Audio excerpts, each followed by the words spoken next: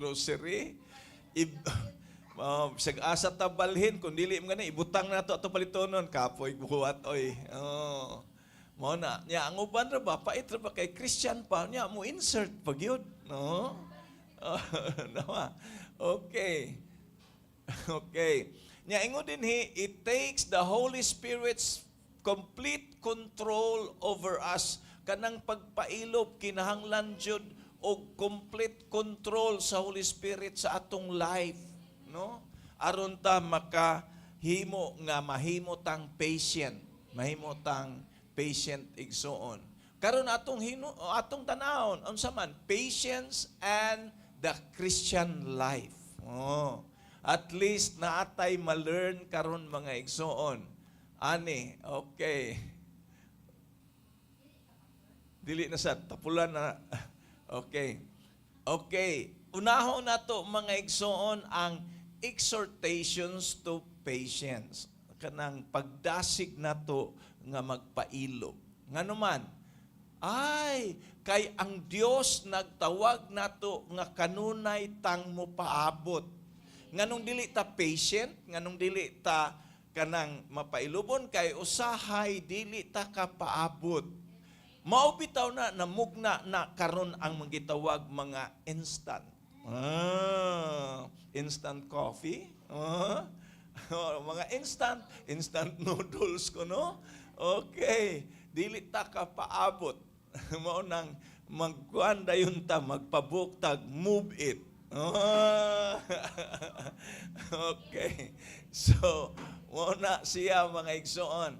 Now, una, no, gitawag ta sa Ginoo nga kamaong mo paabot. Ingon din ha, wait on the Lord. Okay. Psalms 27 verse 14. Salig sa Ginoo, liguna ang imong kaugalingon ug ayaw kabalaka. Salig sa Ginoo. Amen. Okay. Salig ko no sa Ginoo. Ang word gigamit salig diri sa ako wait on the Lord. Paabot sa Ginoo. Okay, di man kita ka paabot, no? Ngano ko nung angay tang magpaabot because He shall strengthen your heart. Liguno niya ang imong kasing-kasing kung ikaw kamaong mo paabot sa Ginoo. Oh, ingon siya, He shall strengthen your heart. Wait, I say, on the Lord. Okay. Ikaduha, kung mo paabot patient, dili magbagulbol.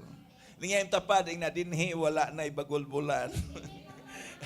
Na, imina ako no. Sana. Ako pa nagsana lang. Okay, Psalms 37 verse 7. Paabuta nga ang Ginoo maoy muliho. Oh. Paghulat kaniya uban ang pailob, ayaw kasinahi ang nagmaaswagon ug ang nagmalampuson sa dautan nilang pamaagi. Amen. Ayaw ko no kasi di kay kasilagi gyud. Ayaw gyud kasina ang word good angay unta diha. Do not fret because of him. Ayaw kasina kadto kunong nagmauswagon og nagmalampuson sa ilang daotang paagi.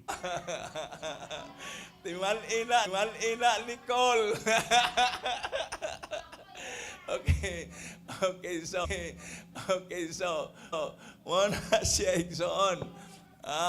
Letter C, no? Wait only upon God. Ano man, kay usahay maglaom ta sa tao. Oh. Psalm 62 verse 5.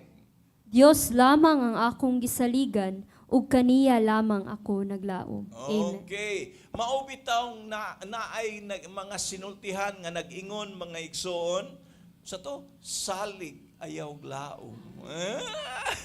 No? Kay nga naman ang tao manggod kun mosaad usahay mapakyas, no?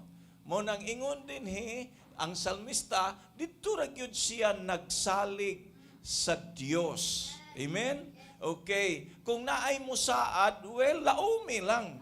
Oh, laumi lang pero ayaw gyud pagpaniguro. Kay usay igaan man kog kwarta ni kuan, bayran lagi ti kadayon. Unya wa man bad na ayaw gyud sige pangutang. Okay. Na, letter D, they that wait upon the Lord, wow, ganahan ko ani, sa Isaiah 40:31, mao man ni verse sa atong anniversary. Okay. Apan kadtong mosalig sa Ginoo makabaton og bag-ong kusog. Manglupad sila daw agila, managan sila og dili kapuyan, manlakaw og dili maluya. Amen. Amen. Makit-an mo mga igsoon nga ang word gigamit, but those who wait on the Lord, wow, shall renew their strength. Oh. Nga naman, kay kung magpaabot ka sa Ginoo, mahimo man kang patient. Mahimo man kang mapailobon. Unya mga igsoon, ingon din ha, you will mount up like wings, like wings naman, like eagles, no? With wings like eagles. Sa ato pa mga igsoon, mahimo kang sama sa agila. And by the way, daghan kay kog traits nga nakit-an sa agila. Gusto mo mahibaw? Mo ni siya. Ang agila igsoon sa tanang langgam, maora ni makapaibabaw sa storm.